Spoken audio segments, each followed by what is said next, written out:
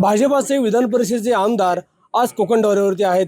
रत्नागिरी जिल्ह्यातल्या भाजपाच्या पदाधिकाऱ्यांच्या प्रशिक्षणासाठी ते कोकण दौऱ्यावरती आलेले. आपण याची चर्चा करूया. कोकणात स्थानिक स्वराज्य संस्थांची निवडणुका जाहीर झालेल्या आहेत. साहेब, याबाबत काय सांगाल? या निवडणुका ज्या राहील निवडणुका होणार आहेत, आता सांगायचं काय. पण रत्नागिरी, सिंधुदुर्ग आणि रायगड ह्याच्यामध्ये मोडतं. ही जागा राष्ट्रवादीकडे आहे. शिवसेना भाई पण प्रयत्न करतात. तर तुमचं काय मत आहे? बाळांनो, आमचं काही म्हणणं नाही. आमचे महाराष्ट्राचे नेते देवेंद्रजी फडणवीस साहेब आणि प्रदेश अध्यक्ष रवींद्रजी चव्हाण आणि महायुतीतले नेते हे ठरवतात. हे काही ठरवण्याचं सांगण्याचं आम्हाला कुठलीही मुभा नाही. आम्हाला प्रशिक्षण घेण्याची मुभा आहे. तुम्ही बरं म्हटलं की कोकणावर काही आहेत ते लवकरच येतील असंही म्हटलं होतं. काय सांगा? नाही, ते 29ला आता वेळ आहे ना त्याला बाळा. It is too early to say. 29ला आता आपण ते प्रशिक्षण संघटन आमचा हा विषय चालू आहे. विधान परिषद निवडणुकीसाठी अनेक तटकरे विद्वान आमदार आहेत. तर तेही भाजपमध्ये येतील अशी चर्चा सुरू आहे. तर तुमचं काय? बाळा, खरोखर आम्हाला माहीत नाही. आम्ही सगळे प्रशिक्षणामध्ये आहोत आणि हे सगळे निर्णय आमचे 2 नेते आणि सगळी टीम घेतात. त्यामुळे तुम्हाला कितीही खोदून विचारलंस तरी तुला कुठेही पाणी लागणार नाही.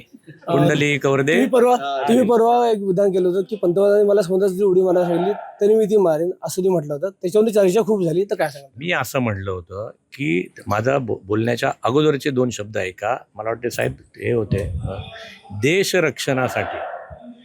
रक्षणासाठी साहेब आपलं ब्रीद आहे की नाही, आमचा धर्म रक्षणासाठी, देश रक्षणासाठी आणि आमच्या देवाच्या रक्षणासाठी आम्ही वाटेल आम्ही शिवाजी महाराजांचे, छत्रपती शिवाजी महाराजांचे मावळे आहोत. हो, देव, देश आणि धर्मासाठी आम्ही समुद्राने, आम्ही आगीत कुठे सांगाल तिकडे उडी मारायला तयार.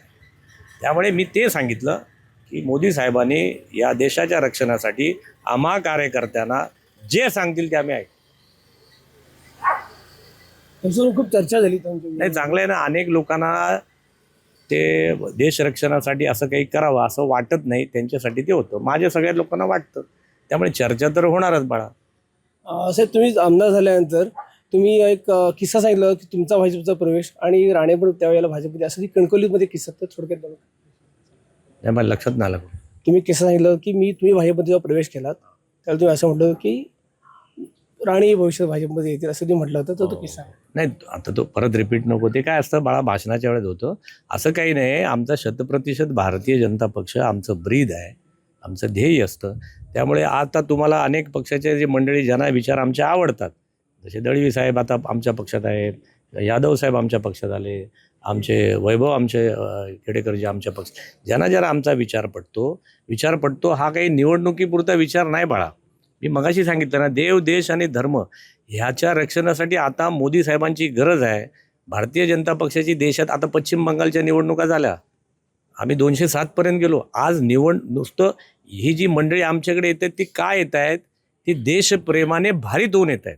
आता त्यांच्या लक्षात आलं की जो काही बांगलादेशी मुसलमानांचा किंवा घुसखोरांचा विषय आहे, पश्चिम बंगाल मिळाल्यामुळे आता तिथल्या बाउंड्रीज क्लिअर झाल्या. नाही तर ममता दिदी बाउंड्री बांधायला देत नव्हते. काय म्हणतो आपण त्याला, बॉर्डर सील करायला देत नव्हत्या, जागात देत नव्हत्या.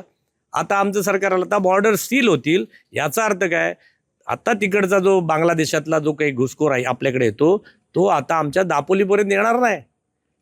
असं जेव्हा आमच्या मंडळींना सगळ्यांना वाटतं तेव्हा भरभरून लोक येतात. त्यामुळे विचार त्यांना पडतो. म्हणून राष्ट्रप्रथम, राष्ट्राचं रक्षण हे बाळा, ह्याच्यामुळे लोक भारित होतात, येतात. जे येतात त्यांचं स्वागत आहे.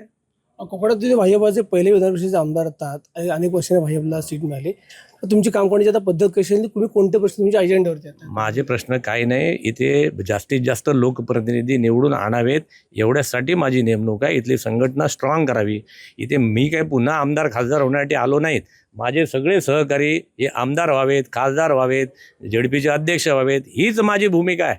मी यांच्या सगळ्यांसाठी आलोय बाबा. इथे माझा काही निराळा अजेंडा नाही. कोकणातल्या रिफायनरीला यापूर्वी विरोध झाला, जैतापूर अणुऊर्जा प्रकल्पाचा विरोध झाला. आता मुख्यमंत्री 3 नवीन करार केलेत, पूर्णगड आणि देवगड आणि राजापूर बारसू म्हटले.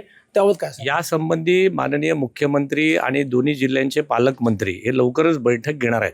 आणि मला वाटते दळवी साहेब, यादव साहेब आम्हाला सगळ्यांना ते बोलवतील. दोन्ही जिल्ह्याचे पालकमंत्री आणि माननीय मुख्यमंत्री साहेब या आमच्या सगळ्यांची बैठक घेऊन या संबंधी आणखीन खुलासा लवकरच करणार आहेत. थोडी वाट बघा. तुमची भूमिका काय? नाही, जी माननीय मुख्यमंत्र्यांची भूमिका असणार ती आमची असणार. पण तरी सुद्धा आमच्या सगळ्या नेत्यांशी चर्चा करून भूमिका ठरवली जाईल. बॉक्साईडला तुम्ही विरोध केला होता, अणुऊर्जा प्रकल्प येऊ घातलाय. बाळा, असं आहे ना की त्या प्रकल्पावरती अवलंबून आहे. म्हणून आता एकदा बॉक्साईडचा विषय हा खाणींचा होता. त्या खाणी खड्डे करणं अमुकं होतं. आता अणुऊर्जेचा विषय आम्ही समजून घेऊ. आमच्या सगळ्या कार्यकर्त्यांना योग्य वाटलं, मुख्यमंत्र्यांची भूमिका पटली तर आम्ही सपोर्ट करू, नाही पटली तर आम्ही विरोध करू. तरी होते भाजपाचे विधान परिषदेचे आमदार प्रमोद जठार. स्थानिक स्वराज्य संस्थांच्या निवडणुका जाहीर झालेल्या आहेत, मात्र याबाबतचा जो अंतिम निर्णय आहे तो मुख्यमंत्री आणि दोन्ही उपमुख्यमंत्री घेतील. याबाबत आम्ही काही बोलू शकत नाही असं त्यांनी म्हटलेलं आहे.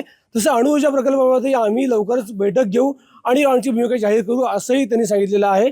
प्रसाद नारडे, महाराष्ट्र न्यूज ऑनलाईन, रत्नागिरी.